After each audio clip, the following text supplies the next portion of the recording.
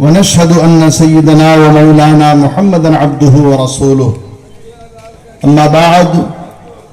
فأعوذ بالله من الشيطان الرجيم بسم الله الرحمن الرحيم إن صلاتي ونسكي ومحياي ومماتي لله رب العالمين صدق الله مولانا العظيم وبلغنا رسوله النبي الكريم ونحن على ذلك لمن الشاهدين والشاكرين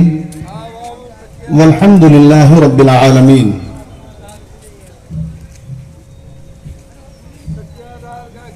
قابل صدر احترام معزز حاضرین، اس سے پہلے کہ تلاوت کردہ آیت مقدسہ پر کچھ دیر گفتگو کی جائے، تمامی حضرات مل کر اپنے اور سارے جہان کے آقا و مولا حضور تاجدار مدینہ سرور قلب و سینہ جناب محمد الرسول اللہ صلی اللہ تعالی علیہ وآلہ وسلم کی مقدس بارگاہ میں عقیدت و احترام کے ساتھ باواز بلند تحفہ درود و سلام پیش کریں اور پڑھیں: اللہم صلی علی سیدنا ومولانا محمد وبارک وسلم صلی علیہ صلاۃ و سلام علیک یا رسول اللہ صلاۃ و سلام علیک یا حبیب اللہ صلی اللہ تعالی علیہ وآلہ وسلم.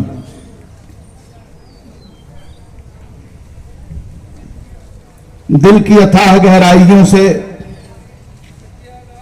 تمامی مصلیان کرام کو عید الاضحیٰ کی مبارکباد پیش کرتے ہوئے رب کریم کی بارگاہ میں عرض کرتا ہوں کہ پروردگار عالم آج یہ سارے لوگ عیدگاہ کے عظیم الشان میدان میں عید الاضحیٰ کی ادائیگی کے لیے تشریف لائے ہوئے ہیں اور نماز کی ادائیگی کے فوراً بعد جنہیں اللہ نے استطاعت بخشی ہوگی وہ رب کے پاک نام پر قربانی بھی پیش کریں گے. پروردگار عالم اپنے حبیب کے صدقے تو ہماری نمازیں بھی قبول فرما اور ہماری جانب سے کی ہوئی قربانیوں کو بھی قبول فرما. حضرات، قربانی دین کی شان اور اسلام کی عظمت کا ایک بڑا نشان ہے. قربانی رب جلیل کے مقدس خلیل حضرت ابراہیم علی نبینا علیہ الصلاۃ والتسلیم اور دوسرے نبیوں اور رسولوں کی بہترین سنت ہے. اور یہ کہا جائے کہ قربانی اللہ تبارک و تعالی کی بارگاہ میں بندوں کی جانب سے ایک بہترین عبادت ہے. یہی وجہ ہے کہ اللہ تبارک و تعالی نے تمام امتوں کو قربانی کا حکم دیا. چنانچہ قرآن مجید میں رب تبارک و تعالی ارشاد فرماتا ہے: وَلِكُلِّ أُمَّةٍ جَعَلْنَا مَنْسَكًا لِيَذْكُرُوا اسْمَ اللَّهِ عَلَىٰ مَا رَزَقَهُم مِّن بَهِيمَةِ الْأَنْعَامِ، کہ ہم نے تمام امتوں کے لیے قربانی کا حکم فرمایا تاکہ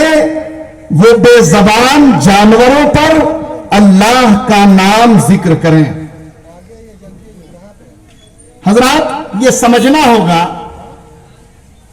کہ قربانی کیا ہے. کیا قربانی صرف اور صرف جانور کو اللہ کے نام پر ذبح کر دینا ہی ہے یا اس قربانی کا کوئی خاص مقصد بھی ہے، اس قربانی کی کوئی روح بھی ہے؟ تو یقین جانیے کہ جواب آپ کو قرآن مجید سے ملتا نظر آئے گا کہ ان قربانیوں کا مقصد صرف جانوروں کو قربان کرنا نہیں ہے۔ کیوں؟ کیونکہ قربانی جو ہم جس جانور کی کرتے ہیں،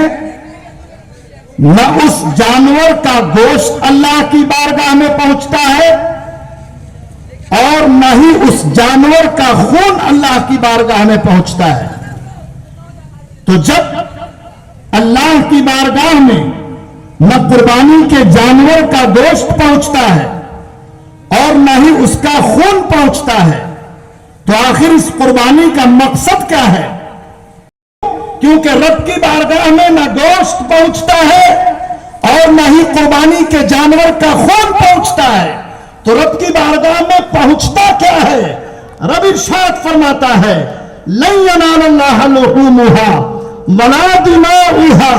ولکن ینالہ التقوی منکم، ہرگز ہرگز نہ تمہاری قربانیوں کا جانور کا گوشت اور نہ ہی اس کا خون پہنچتا ہے، ہاں تمہارا وہ تقوی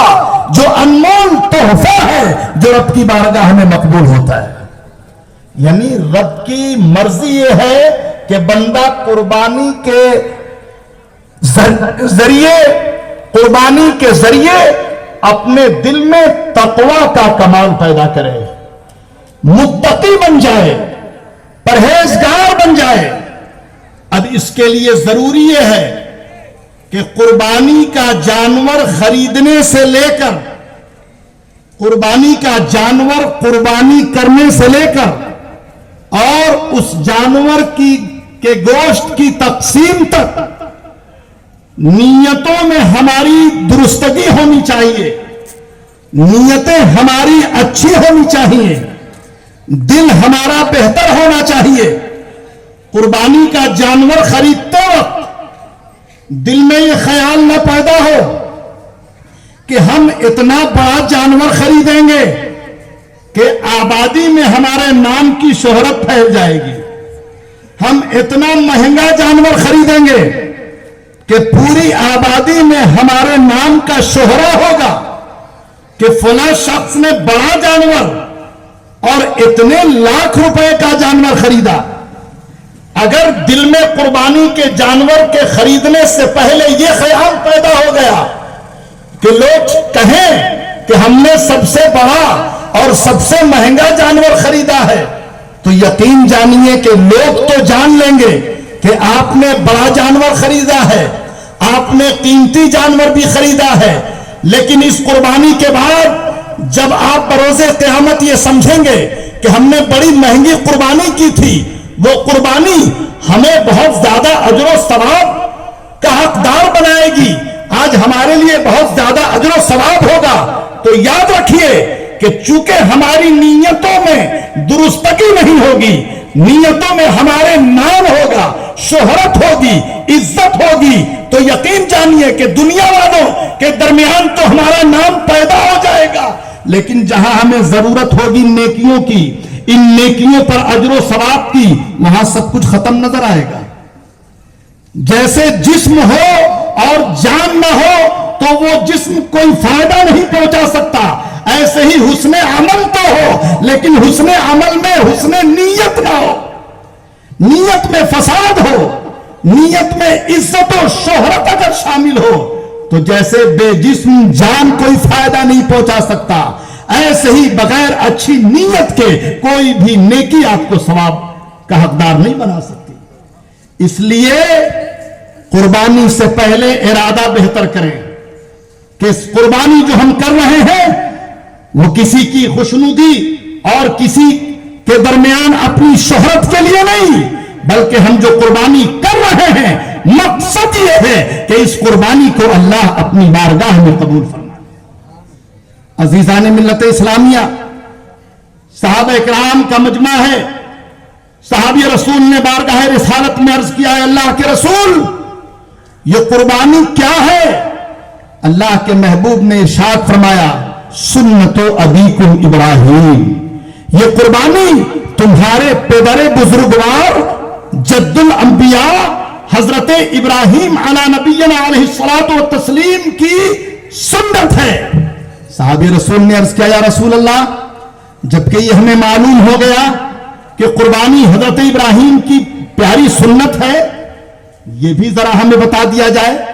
یہ بھی ہماری رہنمائی فرما دی جائے کہ اس قربانی پر ہمیں ملے گا کیا؟ ان قربانیوں ہے اللہ کے پیارے رسول نے ارشاد فرمایا بِكُلِّ شَعْرَةٍ حَسَنَةٍ، قربانی کے جانور کے جسم پر جتنے بال ہیں اللہ تعالی ہر بال کے بدلے آپ کے نام اعمال میں ایک ایک نیکی عطا فرمائے گا۔ وہ رب جواد ہے، کریم ہے، وہ رب چاہے تو اپنے بندے کو قربانی کے جانور کے جسم پر جو بال ہے اس بال کے بدلے بھی بڑی سے بڑی نیکی عطا فرماتا ہے۔ ذالک فضل اللہ یؤتیہ من یشاء واللہ ذو الفضل العظیم، وہ جسے چاہے اپنا فضل عطا فرمائے، اس کی رحمت سے کچھ بھی بعید نہیں، وہ چھوٹی سے چھوٹی نیکی پر بڑا سے بڑا اجر عطا فرمائے تو یہ اس کے فضل کی بات ہے، یہ اس کی رحمت کی بات ہے۔ عزیزان ملت اسلامیہ، تو قربانی خوش دلی سے کرنی ہے، نام کے لیے نہیں، شہرت کے لیے نہیں، وقار اور عزت کے لیے نہیں، خوش دلی کے ساتھ رب کی رضا کے لیے کرنی ہے۔ اب آپ جب قربانی کریں گے تو حسن نیت کے ساتھ قربانی کر کے یہ مسئلہ بھی جان لیں کہ بہت سارے لوگ ابھی شاید اس مسئلے سے ناواقف ہیں اور بار بار پوچھتے ہیں